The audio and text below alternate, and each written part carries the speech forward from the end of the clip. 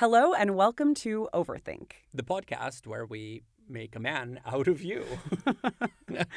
I'm Ellie Anderson. And I'm David Peña-Guzmán. Okay, well, Mulan notwithstanding, masculinity is a moment of crisis. Maybe that's why we need the Mulan moment. In fact, maybe that's why we need to make a man out of you, because it's not clear, out of you specifically, because it's not clear, I think, to many men today what masculinity looks like and what their relationship to masculinity should be. I think this is partly why there's been this rise of right-wing influencers and what's known as the manosphere.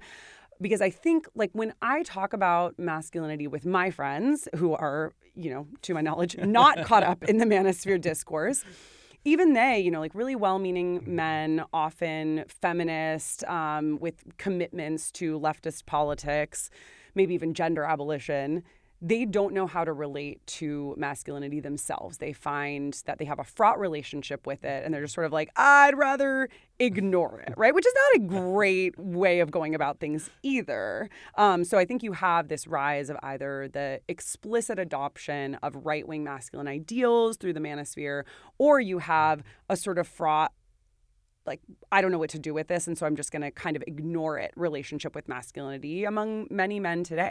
Yeah, and I think the grasping at straws that you're getting at is also coupled with a deep sense of loneliness on the part of a lot of men. Yeah. And that loneliness and that grasping at straws sometimes results in really bizarre projects being packaged for young men today as new forms of masculinity that one should embrace. So, for instance, I saw a recent study reported that because of some of these developments, there's been a pretty significant rise in the amount of meat eating that happens among young men. And, I'm a vegetarian. That so paleo trend. The paleo masculinity is back in. I guess I just by definition, I'm not manly enough. You have no masculinity. As a male vegetarian, you have no access to masculinity. Yeah, hashtag eggplant femininity. Well, yeah, I mean, you hear a lot about the male loneliness crisis. I don't know how we got from there to meat eating, but, I guess the idea is that maybe the meat eating is something that people are doing in order to overcome or mask their loneliness. No, that's a major reach. But, you hear a lot about the quote unquote male loneliness crisis. And I think one thing you see in some sociological literature on masculinity and men's relationships is that there's been a real decrease in men's homosocial forms of bonding over the past generation or so. There's that book, this isn't technically sociology, but there was that book Bowling Alone that came out a number of decades ago. But before that, I mean, there's some sociological research talking about the decline of men's clubs, the decline of other forms of homosocial bonding, especially in the workplace. In general. Yeah. And with the entry of women into the workplace more and more, there has been, less homosocial bonding in the workplace that's happened as well. And so obviously, it's great that women have entered the workplace more. And men's social clubs were very often extremely classist and racist. But then a void gets created where men don't know how to relate to one another. They're often, maybe still watching sports, playing sports, but those traditionally masculine spaces of bonding have been hollowed out. And I think that's one place where we can see the connection between the male loneliness crisis, or the so-called male loneliness crisis, and the crisis of masculinity. No, that's right. And I think if we think about those two things alongside the pressure that men face not to be seen as homosexual, queer, or gay, it adds another element, because on the one hand, you have that decrease in spaces that facilitate homosocial relationships, but the places that do remain still are marked by this fear that if you behave in ways that other people might read as not quite masculine enough, you might pay a social price for that. And so I think the loneliness epidemic is exacerbated by all these factors that lead to individuals sort of feeling lost and disoriented in a world where they're unsure about what it means to be a man. What your all men's community theater group isn't helping reshape masculinity for you or connect you with other men in a masculine fashion. And I think, when we're talking about the manosphere here, I assume many of our listeners are familiar with that concept. But the manosphere basically refers to these online spaces that are dominated by men who spew misogynistic and often pro-masculinity rhetoric. It's also often anti-woke. And And it's filled with these so-called manfluencers who promote ideas on the superiority of men. And this very much preys on vulnerable, often young men and boys who don't have a blueprint for what a more healthy or positive masculinity looks like, and also is often associated with a kind of hustle bro culture mentality, what I would just call straight up a grifter mentality, where there's like these get rich quick schemes. You see that a lot with somebody like Andrew Tate, who's the apotheosis of the manosphere. We'll come back to him a bit later. Yeah, unfortunately, we will come back a little bit to him later. He's joining us today on the podcast. Oh God. I'm kidding about that. No, but I think we couldn't get him if we tried. We're not big enough. Not that we tried, not in a million years. But I think the intersection of the patriarchal and the capitalist dimensions of the hustle bro culture are really interesting because they do reveal something about the intersection of those systems of oppression. Because when I think about some of the models of masculinity that are floating around the manosphere, obviously they are perpetrating very dangerous stereotypes about what gender roles and gender relations need to look like. Perpetuating, or but maybe also perpetrating. Yeah. So they're perpetrating crimes for sure. Yeah, perpetrators is on the brain when we're talking about Andrew Tate. But they are also trading in this idea that the highest value, especially men can aspire to, is wealth accumulation. And so those two things together, I think, feed off of one another and make it very difficult for especially young men to know what it is that they should be doing other than following the traditional path laid out for them of I need to be a rich male provider who, by virtue of being wealthy and powerful, therefore has access to women's bodies. And that particular figure, especially of the hustle bro, I think is the inheritor of a tradition that maybe also includes in the past like the pickup artist, the individual who teaches men how to psychologically manipulate women in order to gain sexual access to them. Yeah. And this makes me think about... And who has all the money to pay for all the drinks, which may or may not be laced. Yes, they are most definitely probably laced. And I'm thinking here about somebody like Rush V, who was a really famous pickup artist in the 2010s. And I mean, he wrote books and published them that people correctly described as rape guides because his message to young men was that they should see themselves as entitled to having unmitigated and unfettered access to women's bodies because that's the function of women. Today, we're talking about masculinity. Why is masculinity associated with homophobia and violence? How have evolutionary narratives contributed to the rise of toxic masculinity? And what might a healthy model of masculinity look like? For most of the 20th century, studies of gender and the politics of gender focused on women and femininity as a way of understanding women's symbolic, material, and political oppression. Then in the 1980s, something interesting happened in academic feminist circles, but also more broadly in the feminist movement. And that is that a number of people started making the argument that we cannot dismantle the current system of gender oppression under which we live if we don't take just as seriously the task of analyzing and deconstructing the concept of masculinity. Yeah. And so that call for thinking about masculinity in theoretically rigorous ways gave rise to what is now known as masculinity studies, but that in the 1980s was called the men's studies subfield of gender studies. And that field really was conceived originally as an ally or as a partner to feminism and gender studies. But as people started to women's studies, because this was pre-gender studies. Exactly. And so as people started taking up this call, they realized that one of the central tasks of masculinity studies was largely definitional. Yeah. What exactly is the meaning of masculinity? Because we all recognize it. We are all raised in a society that prizes it extremely highly. And yet it's really difficult to know what behaviors, what comportments, what attitudes are necessary and sufficient conditions for somebody to be considered a masculine man, a man's man. And so men's studies and later masculinity studies really emerge largely through this attempt to just give a definition of this thing. And even a little bit before the establishment of this subfield in the 1980s, scholars started to investigate what was then known as the male sex role. And this male sex role, in spite of the use of the term male, wasn't biologically specific. Instead, it's trading on the traditional use of the term, or the technical use of the term role, which is a pattern of behaviors that somebody is both expected to and encouraged and or trained to perform in a given situation. And one important investigation of the male sex role during the mid-1970s comes from the psychologists Robert Brannon and Deborah David in an edited volume called The 49% Majority.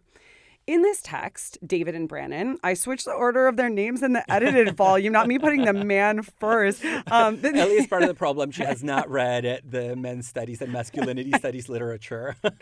But so David and Brannon identify 4 defining features of the male sex role. And so this was one influential definition of what we would now call masculinity is. The first is, remember, we're in technical academic land here. The first feature of the male sex role, no sissy stuff.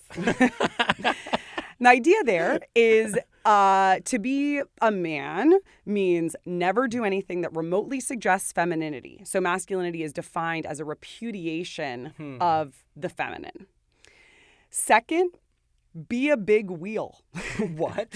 Your masculinity is measured by your power, success, and wealth. So to be a big wheel is to be powerful, to like be a mover and a shaker in the world. I thought it was going to be about like, you got to make the world spin around you, like be a wheel. I mean, hey, why not add that to the context here? So yeah, I mean, that seems fair, right? Like people are, I was going to say orbiting around you, but then we're not in wheel, then we're in, okay. Then we're in like planet territory, sun territory. I'm going to get out of that territory, which is definitely beyond my pay grade. The third feature, so we've got no sissy stuff and be a big wheel. So one pertains to sort of like traditional gender role in terms of repudiation of the feminine, the other in terms of traditional gender role like success, of the acquisition, being a breadwinner. Yeah. Third is be a sturdy oak. And this is the feature of masculinity that has to do with stoicism, remaining calm and stable in crisis, and holding your emotions in check. So the boys don't cry message has to do with this be a sturdy oak feature of masculinity. And then finally, fourth, we have give 'em hell, which is the feature of the male sex role that is taken to be associated with risk-taking, aggression, right? Like not taking it lying down, raging bull kind of vibe. Taking it standing up. No, fighting back. Yeah. At all. Okay. Then back to no sissy stuff. Yeah. Well, if you take it standing up, it's no sissy. Hashtag no sissy. Yeah, so the no homo yes. is, David, I told you have to stop making hashtag jokes here. It is so 5 to 10 years ago. I am 5 to 10 years ago. I am proudly resisting being a cringe millennial so hard, even though I'm probably not avoiding it successfully. David's just leaning in. Yeah, I've been leaning in accidentally for years. So let's talk about these criteria. Okay, so I really like them, even though because you really like them in the sense that you are encouraged to perform them. No. Or in the sense of diagnostic criteria. I like them as diagnostic criteria in the sense that I do think they capture the outlines of masculinity as I understand it, and also as I've lived it as somebody who has been policed into masculinity, my whole life, more or less. One thing that stands out immediately is just how contradictory and internally inconsistent they actually are. Okay. So if you think about especially the last 3 that you said, so there's the no sissy stuff, I'll put that aside. Then there was the be a big wheel. So somebody who churns things out, provides, keeps things moving. There is a sense of movement and mobility and making things. That metaphor of movement and mobility is in weird contrast with the sturdy oak, right? The notion of equipoise, stoic self-control.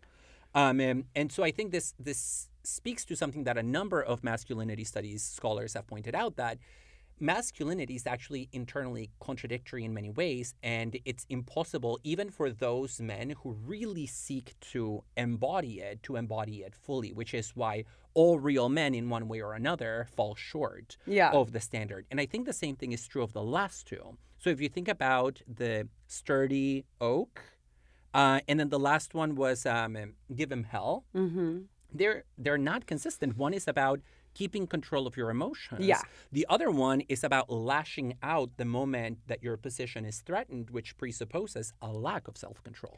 Okay, so I'm in agreement with you that give 'em hell and being a sturdy oak are at odds, the difference between risk-taking and aggression versus stoicism. And I think that conflict we very frequently see with the oft remarked upon fact that the most acceptable emotion for men to express is anger.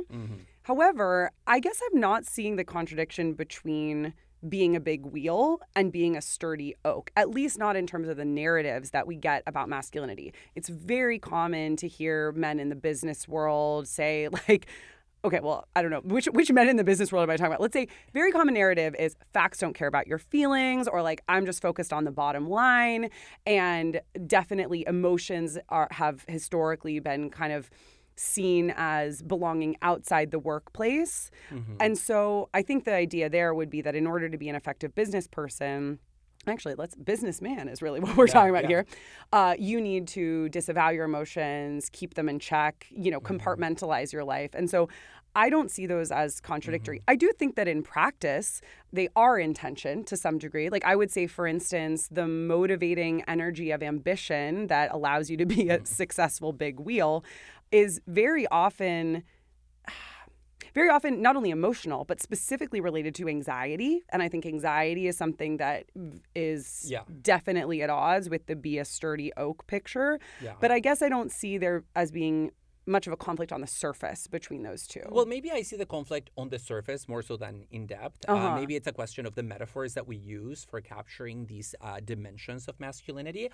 Maybe I just don't understand why it's called be a big wheel. Like, what does a big wheel? Why is that the metaphor for a provider? Why not be a big basket? And why not be a big bank account? The notion of the wheel brings to me images of movement, of hustling, of making things happen that evoke that sense of anxiety, stress that you're alluding to. And at least that sense of the hustler is at odds with the figure of the respectable businessman who is quietly sitting behind a desk, controlling things quietly from behind the scenes. So I'm actually really glad you mentioned this because I think it gives me the opportunity to clarify. I think we've been rolling with the metaphor of a big wheel a little bit too intensely. It's just a term. I think it's like a bit dated now, but it's just a synonym for big shot. So, so big wheel, I've definitely never heard it used in a contemporary context. But again, this structure was come up with in the 70s, so it was like 50 years old. So it's like a big wig or a big shot. Okay. So I don't think you need... Big wig, yeah. very masculine. Circa 1700s. Right.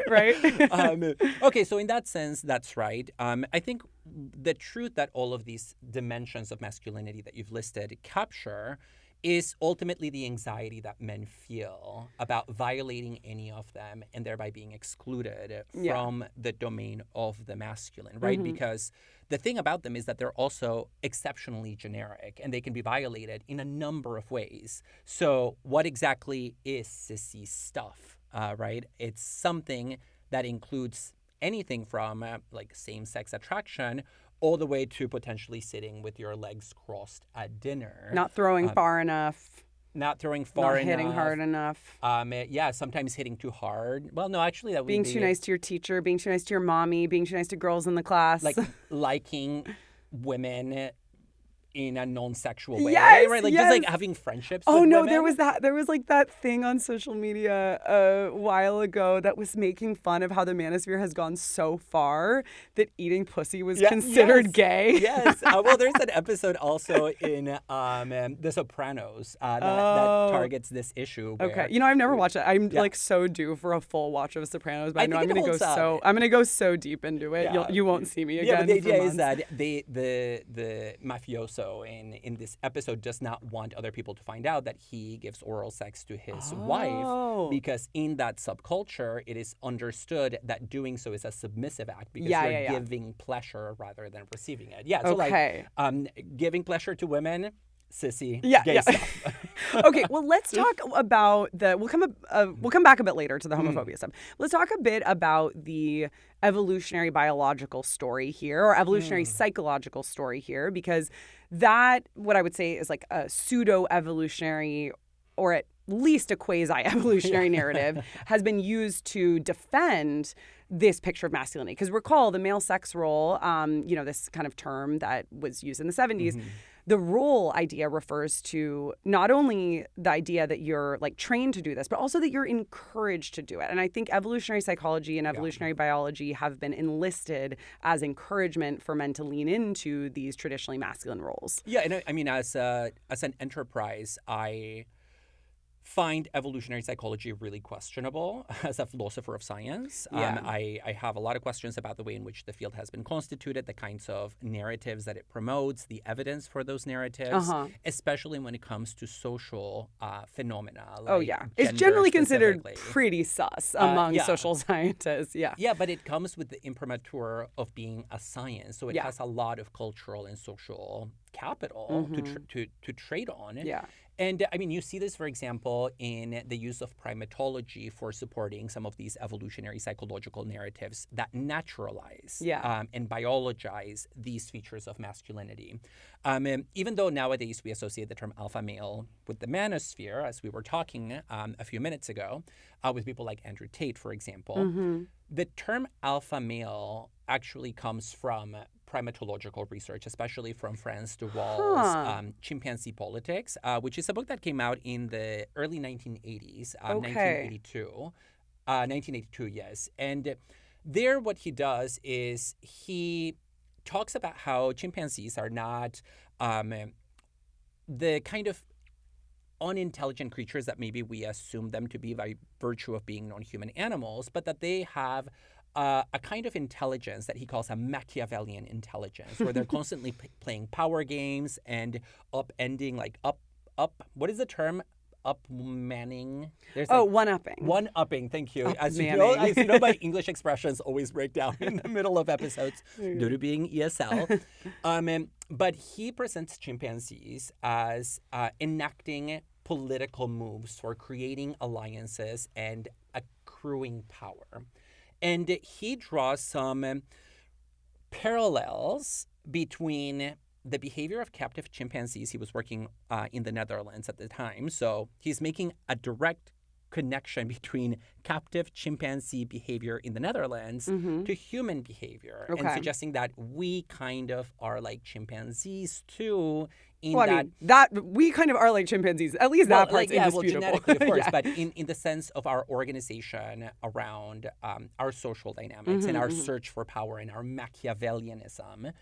And what ended up happening as a result of some of this work is that, of course, that book was read very widely among primatologists and people interested in understanding the behavior of non-human primates.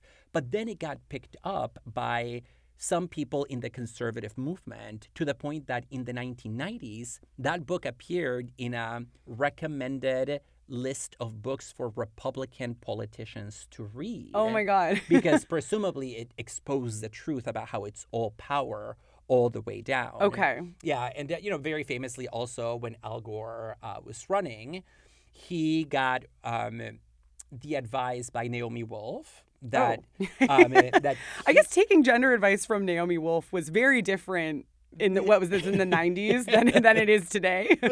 And she basically told him, look, right now you are a beta male as opposed to an alpha male.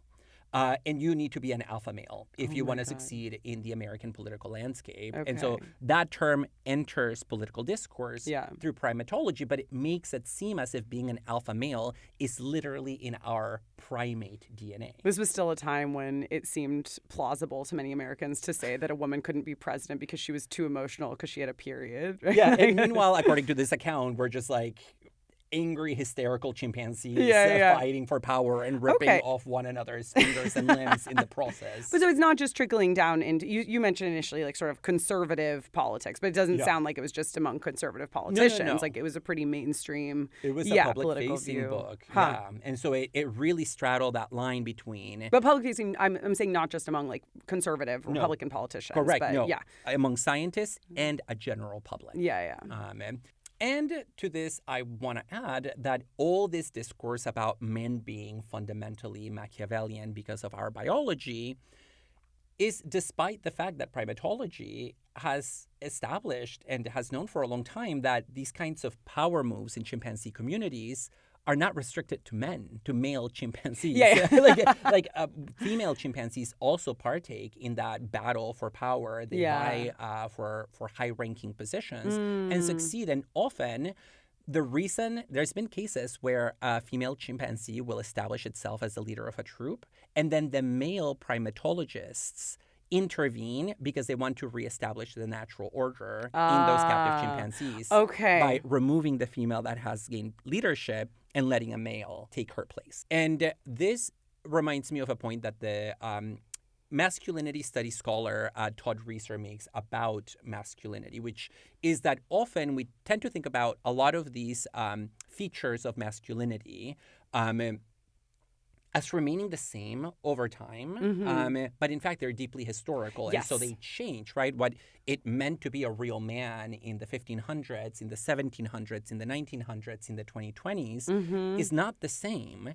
And that means that the concept of masculinity is a shapeshifter that's constantly adapting itself and responding to changes in the material configuration of society.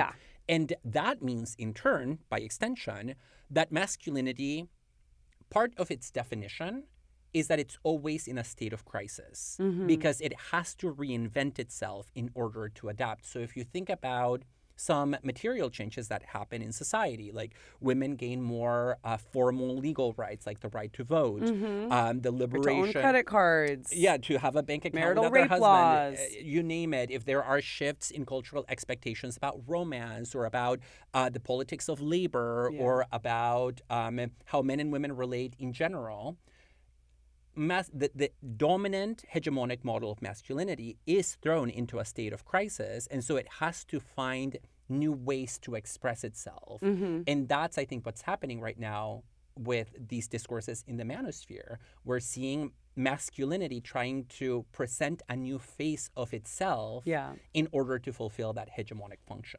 And evolutionary theory becomes a really attractive source of projection of fantasies of what masculinity is, especially those fantasies of masculinity that are threatened by the present moment, such that we find in evolutionary psychology what we thought were masculine norms all along, but actually that are more projections of our current conception or a waning conception of masculinity. We've seen that masculinity is associated with a disavowal of anything related to the ladies, that's the not being a sissy, with masculine emotional norms of stoicism and calm, with being a big shot, big wig, big wheel at work, and with being aggressive.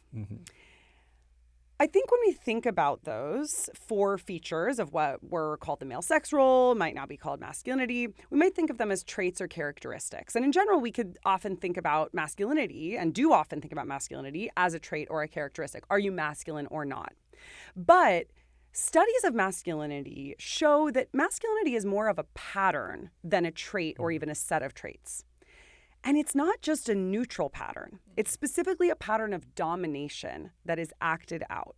For instance, the scholar Raewyn Connell develops a theory of hegemonic masculinity, which is the pattern of practice that allows men's power over women to continue. And Connell suggests that hegemonic masculinity is relational. It defines itself over and against emphasized femininity and also lesser masculinities, such as marginalized masculinity. And additionally, it has a legitimating function. It legitimizes unequal gender relations, right? It says that these are natural, they're just the way things are, right? It's like the law of evolution or whatever. So it legitimizes these gender relations between men and women.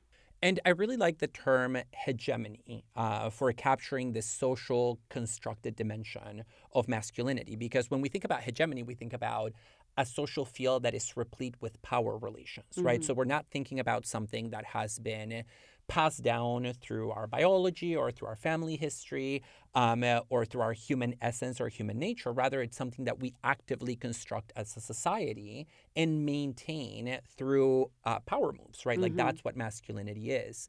And so we also find a version of this argument in a 1990s book that was written by the French sociologist and philosopher Pierre Bourdieu. It's a book called La Domination Féminine. La domination masculine. Funnily enough, la domination is a feminine noun. So, okay, so masculine domination. La domination masculine. Sorry about I want to read La domination féminine also. No, I think that's the Scum Manifesto. But he wrote this book called Masculine Domination, where he says that the very concept of masculinity is unthinkable without that notion of domination because it is a concept that is not only relational, as you said. To be masculine is always to be in a certain relation or position relative to the feminine, but that relationship also has to be hierarchical. So it is a top-down dominator submission or oppressor dom oppressor. sub. Yeah, it's a dom sub kink dynamic that is not consensual. And for him, one of the very intriguing aspects of the domination of women by men is that it ultimately dispenses with a need to legitimize itself. So it does perform a legitimating function, as you said. It legitimizes the status quo, but it doesn't legitimate itself. And in fact, that is how it expresses its power. It just says, I'm not doing anything. I don't even exist. There is no domination of the feminine by the masculine. That's just the way things are. Yeah. And so there's a logic of invisibility that is at work, and that, according to him, is what ultimately turns what is a historical social phenomenon into an ahistorical, eternal truth of the world. And I think this is really what we're talking about when we talk about toxic masculinity. This idea of masculinity as essentially dominating, but as masking itself as dominating. And a question that very often emerges in gender studies is, well, is masculinity itself toxic? And so toxic masculinity, is that even a term that we need if masculinity is in and of itself toxic? And I want to think about that here a little bit now, in the sense that masculinity is very hard to disentangle from violence and homophobia, at least as we think of masculinity today. The men's studies scholar Michael Kimmel literally defines masculinity in terms of homophobia, at least in the current context. And so he notes, as you mentioned before, David, that manhood and masculinity have highly variable meanings over time, but that our culture associates it with a particular picture of masculinity that is framed by contrasting itself with homosexual desire and with an association with femininity as well. And so to be a mama's boy, unless you're Italian where that's somehow permitted, is to be a sissy. To like to do girly things is to be a sissy. You know, these things that we were talking about earlier. And boys, he suggests, become gender police of one another. They scan each other for signs of effeminacy. I mean, you can think about the way this works in the locker room or on the playground. And when they're scanning each other for these signs of effeminacy and calling each other out for being sissies or being gay, there are very real social consequences, often violent ones, to that kind of behavior. Yeah, I mean, I remember from my childhood scenes, very vivid ones, of that policing that span all the way from things that bordered on violent behavior by boys on boys, all the way to very subtle things like, oh, you like playing with those toys at a very young age, that stopped me on my tracks as a little kid and made me realize that I was under the surveilling eye of a policing peer. What toy were you playing with? I mean, I don't know. I think it was a sex toy. No, I'm kidding. I'm sure it was probably something like feminine. Okay. A doll, or maybe just like the wrong colored car. It was a knife, but it was like a cooking knife rather than... It use a butter knife rather than a stabbing knife. What even is a cooking knife? You know what I mean? Yeah. It's a kitchen knife. And so, I think this speaks to the lived experience of being reared in the logic of masculinity. But I mean, what we're now getting to in terms of defining masculinity, which is this very slippery concept, and this is an argument that is made by the psychologist Joseph Pleck in his book, The Myth of Masculinity, which was huge in the men's studies, masculinity studies history. He says straight up, masculinity has three features. You have violence, physical violence, and psychological violence among men, that policing function. Two, you have dominion over women. That's the point also from Bourdieu. And finally, you have the rejection of homophobia. I'm sorry, the rejection of homosexual desire. Oh, well, there's a woke one? Yeah, there's a woke masculinity from the 1980s. So if you want to be a man, you need to be homophobic, violent, and domineering towards women. Okay, well, this is setting us up perfectly for a discussion of some of the things said by our king of the manosphere, Andrew Tate. So we're going to read a few things that he said. And yeah, David, let's think about them in terms of these three features that Pleck identifies, of the homophobia, the violence, and the dominion over women, because I think we really see each of these in the rhetoric of the manosphere, which is exemplified above all by Andrew Tate. Okay, hit me with these probably horrific quotes, of course. Okay. Yeah. They're not... Let's say the quotes themselves are not as horrific as his sex trafficking and sexual assault behavior, but the quotes, they're not super pleasant to read. Okay, so first, I'm not saying they're property. I'm saying they're given to the man and belong to the man. So they're property by definition. But also, yes, and... they're given to the man and belong to the man. Yeah, no, that's literally, he needs a basic logic course. It's like a definition. No, but that's actually a really... Andrew Tate, facts don't care about your feelings. If you're saying that a woman belongs to a man, you are saying that they're property. But I mean, it's almost like he read the Joseph Pleck book and was like, dominion over women. Check. Quick how-to. He understood the myth of masculinity as aspirational. Oh my God. Okay. You have anything more to say about that? Should I go on to the next one?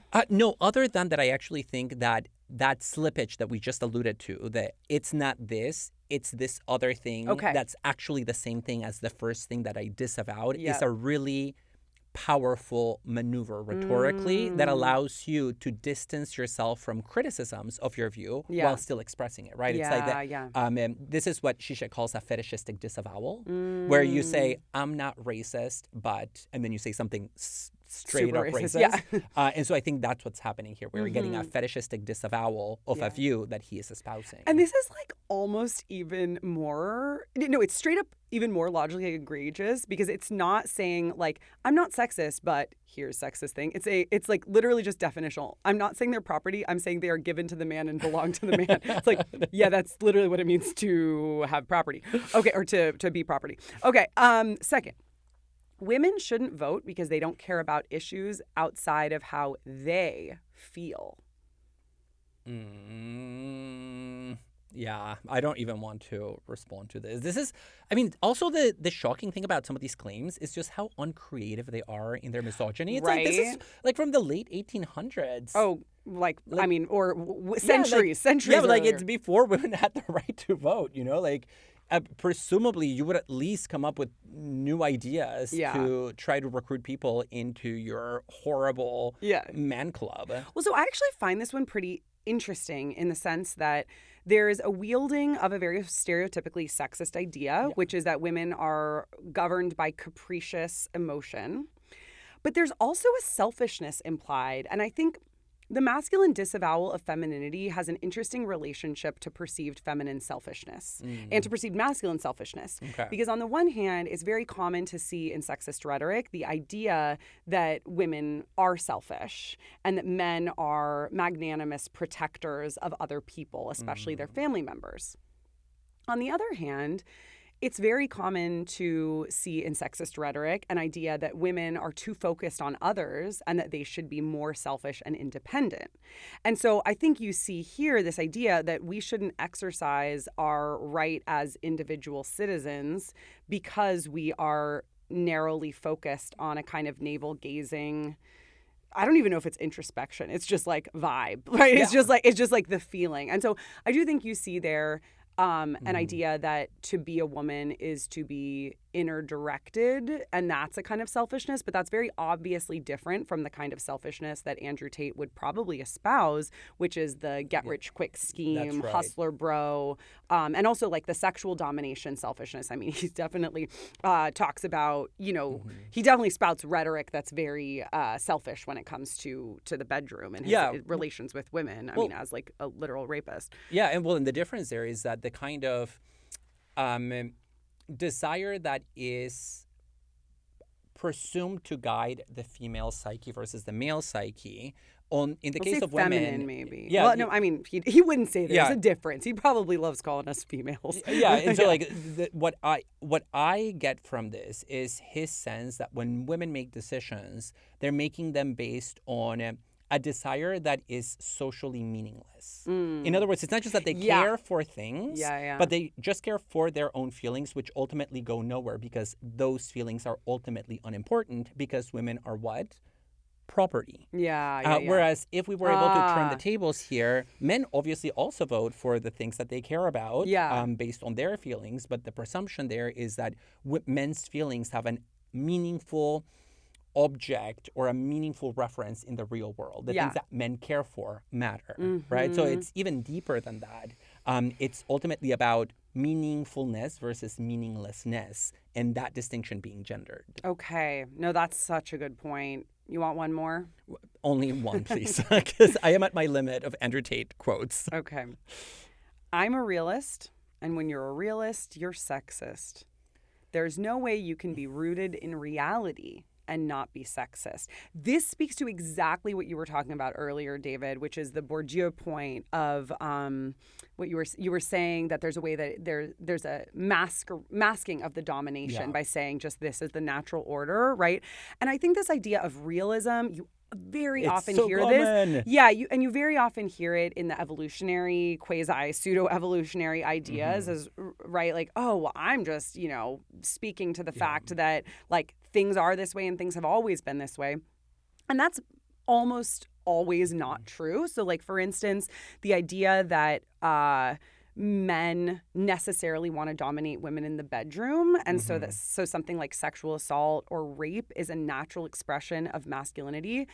That, I mean, obviously that's like morally abhorrent, but it's also just not even true evolutionarily speaking, and it's very historically specific. And so, for instance, the association of masculinity with sexual conquest, including rape, is quite recent, emerging around 1800, along with the idea that women lack sexual passion. And so this idea that women don't have to do it by force. Yeah, it's like the idea that women don't have a libido of their own, so they have to be, they just have to like kind of passively acquiesce or even be forced. That only emerges a couple of hundred years ago. And so I don't even think we necessarily need that argument even in order to talk about something as being morally wrong.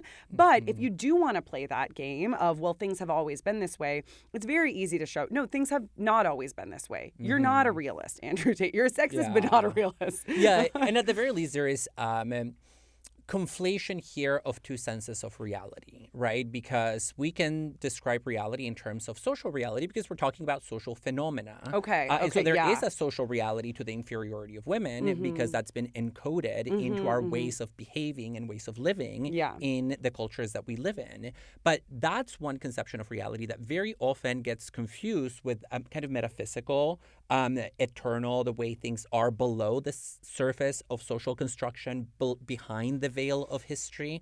And that's where there is some confusion here. And it reminds me, for example, of the argument that the political philosopher Mark Fisher makes in his book, Capitalist Realism, about the politics of the rhetoric of realism, that it's a kind of fatalism that allows you to justify the status quo by simply invoking the idea that because things are like this, there is no point in even imagining an alternative future in which things would be otherwise.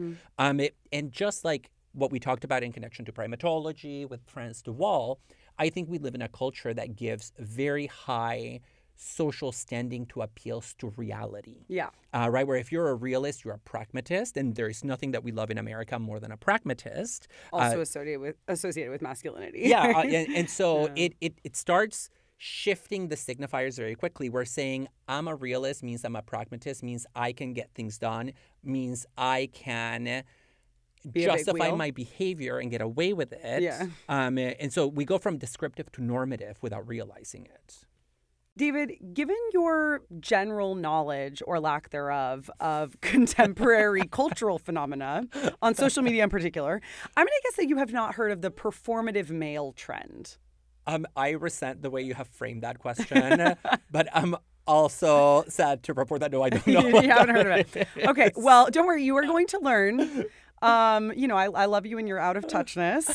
So the performative male trend is a trope among younger people of young men, often performing in contests even, where they're basically like play acting this notion of manhood, where you're dressing and acting for the female gaze. So like you're carrying a copy of Bell Hooks's book, The Will to Change, and reading it at the coffee shop while drinking a matcha latte. Oh my gosh. Okay. I need to imagine the performative male. So matcha in you're hand. partway there, actually. Because I mean, I would definitely see you reading Bell Hooks's book, The Will to Change, at a coffee shop, I own that book. Is about masculinity. Yes. Yeah, that makes two of us, although I guess I'm not in the running for a performative male.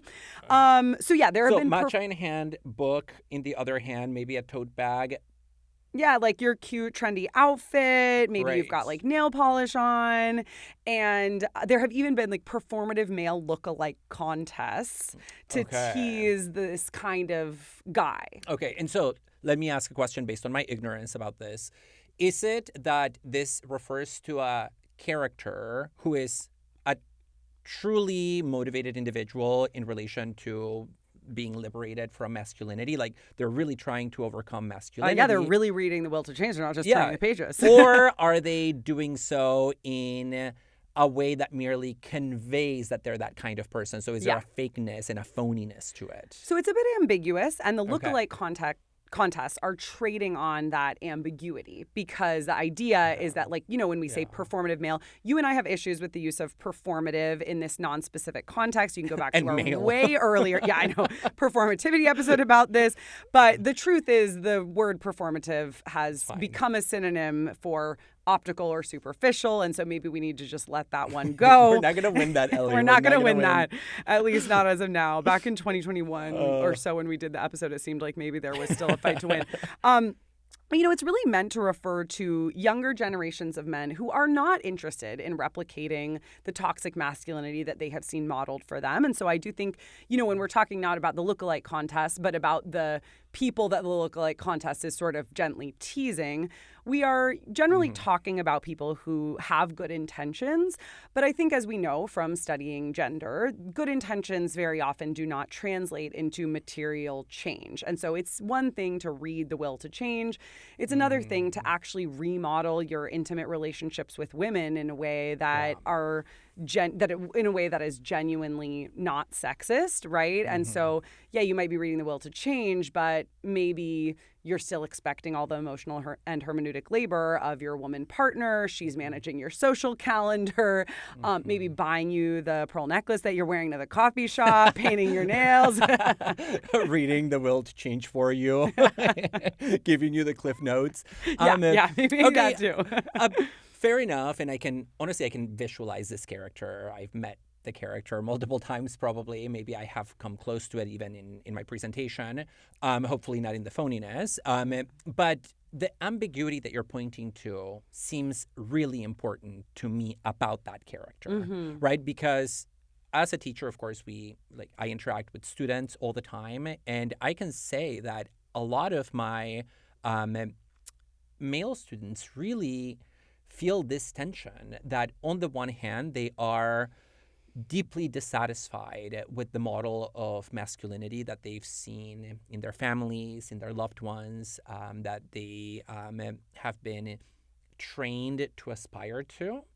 And so they're reaching, and we've talked about this grasping at straws. They're looking for something else that might organize their gender identity, their sense of self, especially in a culture that puts them under tremendous pressure to be a man. And so the ambiguity of the performative male trope or type or character suggests that we live in a culture where that ambiguity is kind of part of the status of masculinity nowadays, right? That people want something else, but they don't know what it is. And so that might mean that they end up in a position or in a stance in relation to masculinity that maybe is purely superficial because there is no lodestar to orient their gender self-discovery. Yeah. And there's not a real blueprint for the kind of work that you have to do in order to overcome and unlearn the messages that you've been given. And, you know, I think this idea of like, what does it mean to be a man is extremely important because it goes to the heart of the issue. If masculinity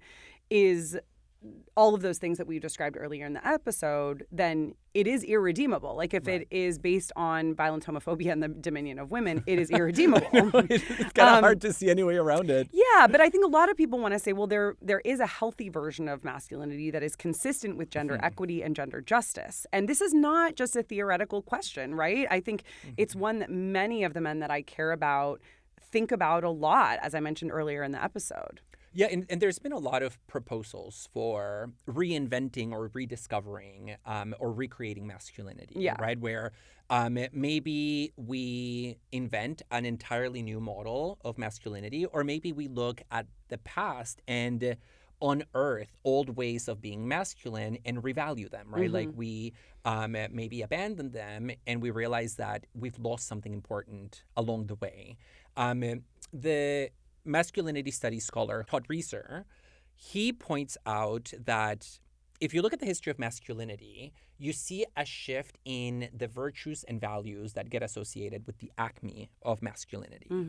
And so, for example, in the early modern period, the value of moderation was seen as quintessentially masculine because it's associated with a kind of equipoise, with judgment, with acumen, with resolve, with a sense of certainty in oneself and in one's judgment.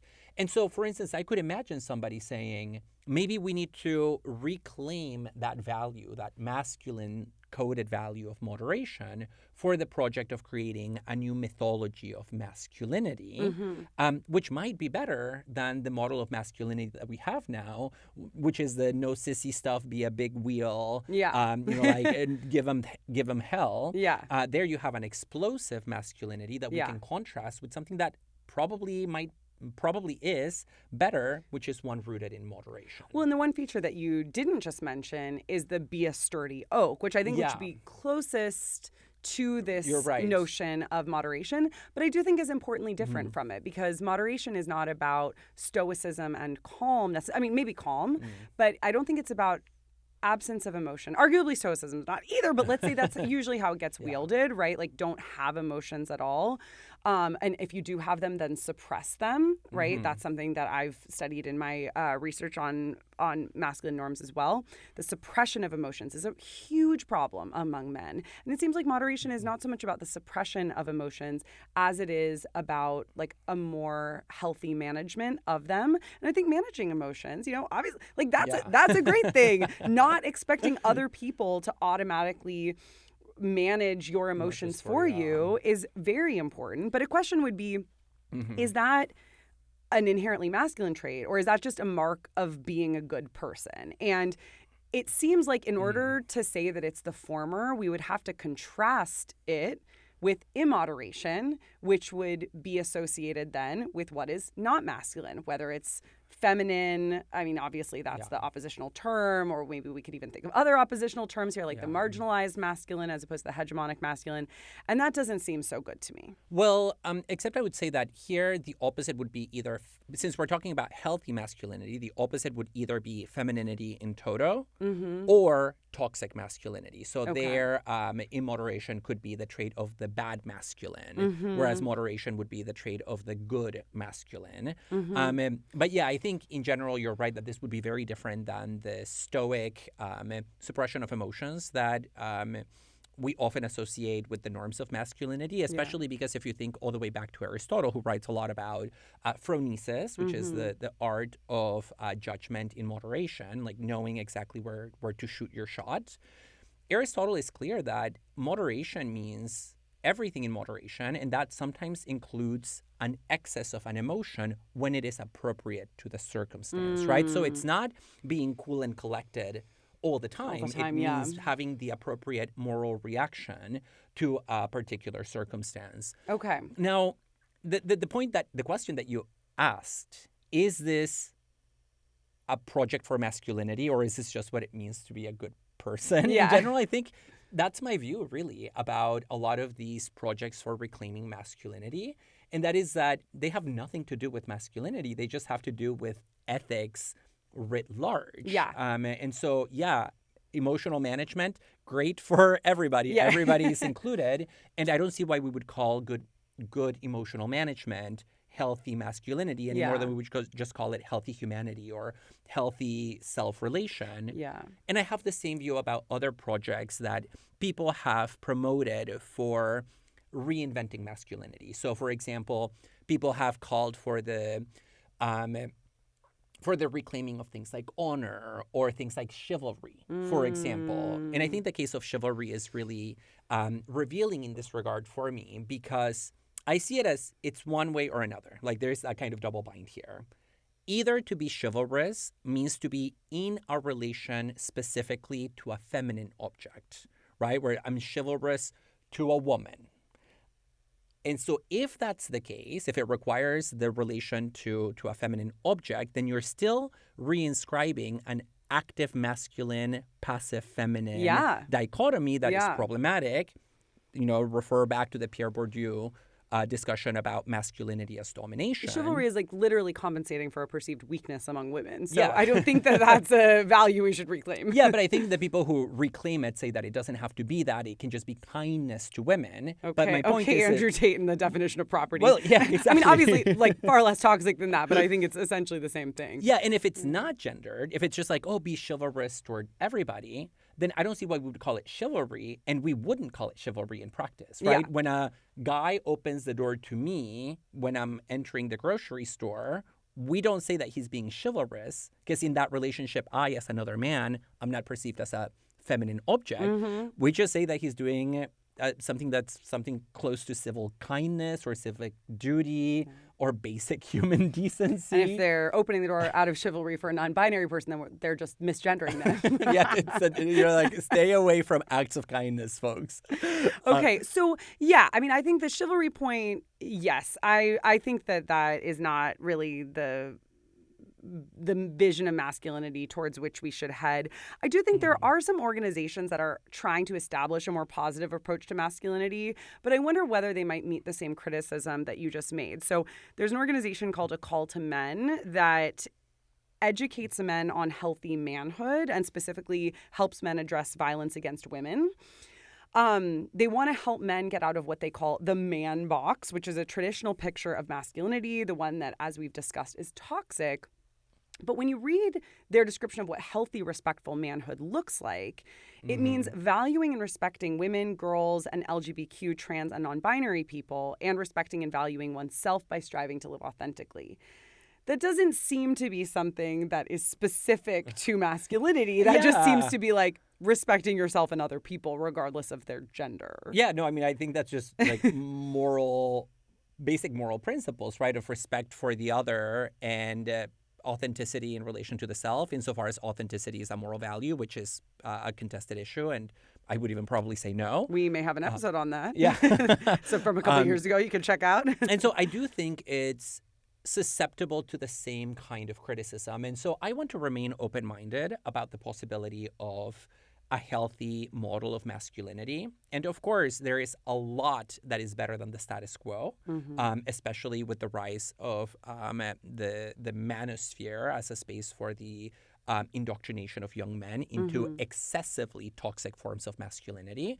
But in general, I am of the view that masculinity is irredeemable because insofar as it's masculinity, it must have a relationship to femininity. And I am yet to hear an account of that relationship that is not hierarchical and therefore a form of hegemony or domination. Yeah, and I think part of the challenge here is even for those of us who might want to see a gender abolitionist future, I think there is an erotic investment for many men in finding a positive expression of their gender identity and in finding a positive expression of masculinity. And it's definitely not my place to be like, avoid that altogether if you want to be a feminist. You know, I think for myself, there has been a place for embracing some associations of femininity as a way of affirming myself. And I think, you know, this idea of a new kind of affirmation is what the mythopoetic men's movement in the 1990s, which was grounded in Jungian psychological archetypes, was trying to address. And we're going to talk about that more momentarily in the bonus segment. But for now, I'll just say, what they were trying to do is give a new focus on communal rituals for men that help them find a positive expression of masculinity. A lot of these rituals were problematic in various ways, as we'll discuss. But I do think at minimum that finding a healthy masculinity could be a momentary step on a path toward gender abolition, but that this redefinition has to be shaped collectively. And for that, we need an anti-Andrew Tate to help lead the way.